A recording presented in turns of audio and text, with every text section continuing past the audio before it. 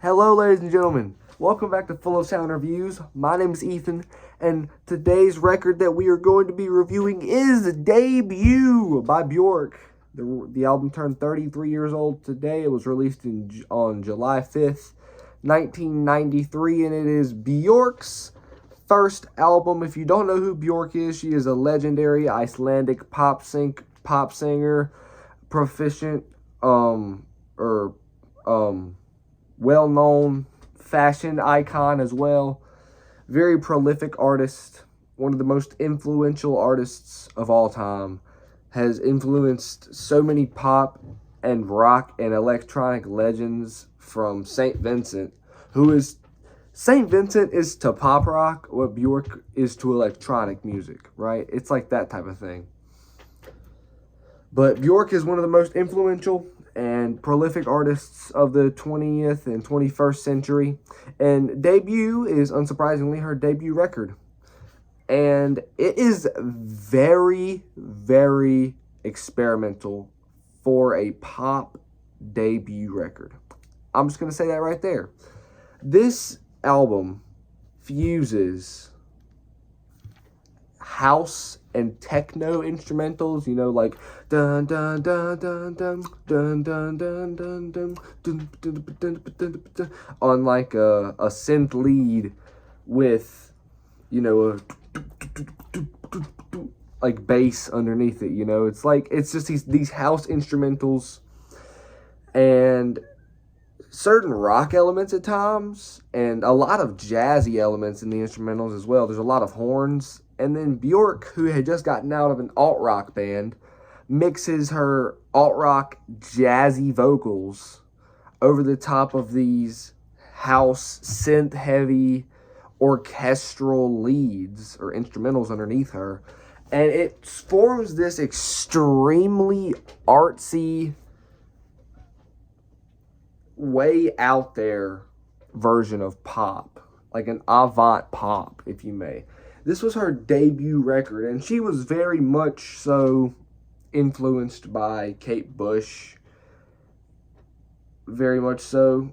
But Björk is on a whole nother level, because this album, just like it's one of the first house albums to ever be big. It's before Daft Punk and before Justice. It's before Slater. All these crazy house folks.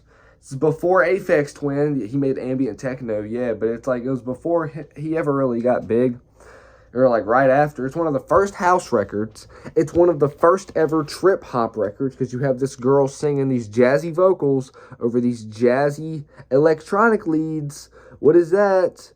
Portishead, Massive Attack, any of those groups, right? This is before Portishead. This is before Mezzanine by Massive Attack, which is actually top 5 album of mine all the time. I love that album. This was before any of that. So this is an extremely experimental record off the get-go. And Björk's singing on this is unmatched. She's an incredible singer. Obviously, everybody knows that Björk is just a great singer. But it's kind of funny at times to hear this Icelandic lady shouting, screaming over the top of this pump up the jam, pump it up, type beat underneath it. That's really funny to me.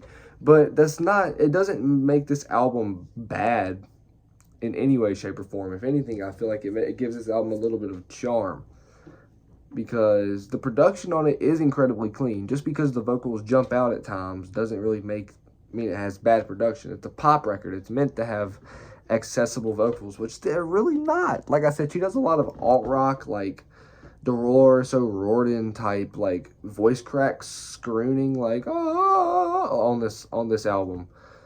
And Björk does that a lot. She'll make her voice crack and do Hayley Williams, that type of stuff.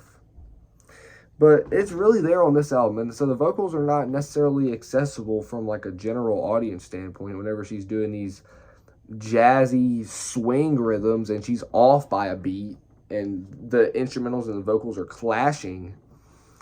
Yeah, it's not necessarily an accessible pop record by any means, so it's not accessible at all. But like I said, those rhythms give it charm. It's a jazzy pop album already, and so she takes these swing patterns and sings over the top of them with their swing pattern of her own. It's like a little polyrhythm in your hands, you know, on this record. It's a little polyrhythm in your debut, if you don't mind.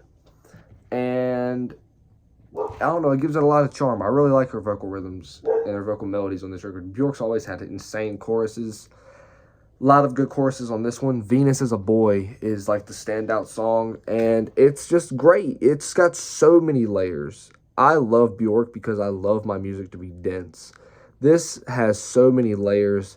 There's like, I literally see snowflakes in my mind whenever I hear this song, because there's this, you know, lead, you know,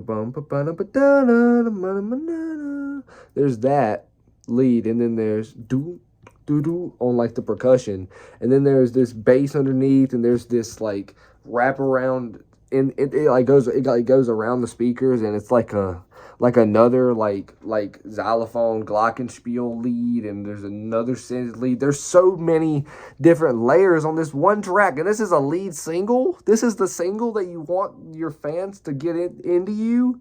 This is not a good choice. This is like one of the most artsy, in-depth pop songs of all time. Why are we picking this to be our debut single?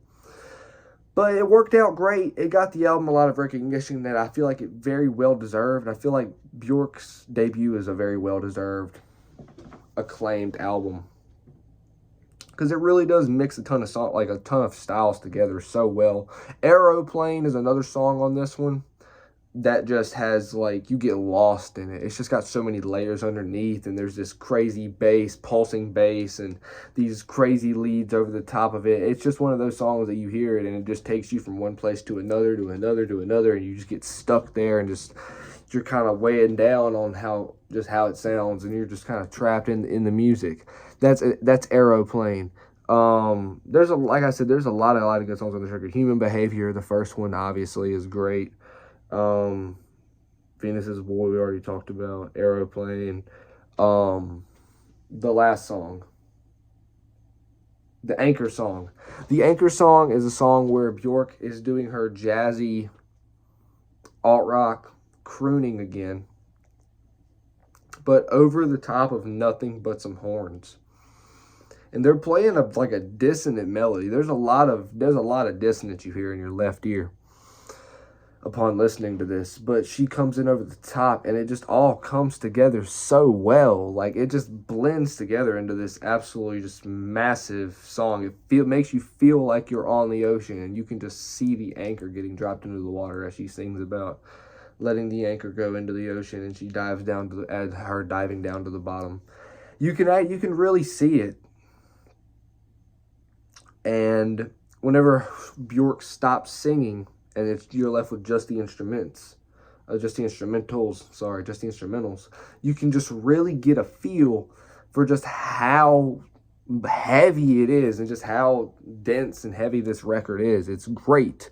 It's absolutely fantastic. But to be fair, I love all of Björk's albums. Like, I genuinely love all of her albums. I think she is one of the greatest artists of all time, and maybe the greatest pop artist of all time. I think so. I think she's one of the greatest solo artists of all time as well. I love Björk. Björk is the GOAT, essentially, to me. But I don't think that this album has her highest peaks, for sure. That's a downside to it, is it doesn't have songs like, it's not like Post, where you have Hyper Ballad and you have Army of Me. It's not like Homogenic, where you have Hunter and you have Yoga. You know, it's not like Vespertine, where you have Pagan Poetry and you have Unison and you have there's like 2 other songs off of Vespertine that are just massive. But like, you have Human Behavior and you have Venus is a Boy. You have some big songs on there, but not the ones you would think of when you think of like the best big Björk songs. There's none of really those on there. But there are no bad tracks on this album at all. I feel like all the tracks on this record are very, very unique in their own right, and they all serve a place in the world of house pop, dark jazz, trippy, psychedelic dark art pop is what Björk is. But in the world of that realm of Björk music, it goes hard. It's great. It's great. The house instrumentals are great. The vocals are great. Very emotional. And like, there's no skips on this record. You know, there's no songs in here I'm like, oh, I don't really want to hear that. So I don't really have a reason not to give this album a high score, like a 9.2. Craziest part is that's not even going to be the highest Björk score. It's really not. I would give this a 9.2. One more thing I didn't touch on is this album is very romantic and very erotic. Like a lot of Björk songs are, this album goes a lot through into sexual manners and romance, which is just another funny add-on touch added on to the end of the record whenever it's just this house, jazz, alt-rock, pop record just to have her singing about love and romance so explicitly on the tracks is great. But I would give this a 9.2. Definitely go check out Debut by Björk and all of her other material. Obviously, Björk is the GOAT. But I love Björk. I love you guys. Album turned 33 today. I love you guys. Thank you for watching the video. Tune into the next one, please. I love you, and thank you guys.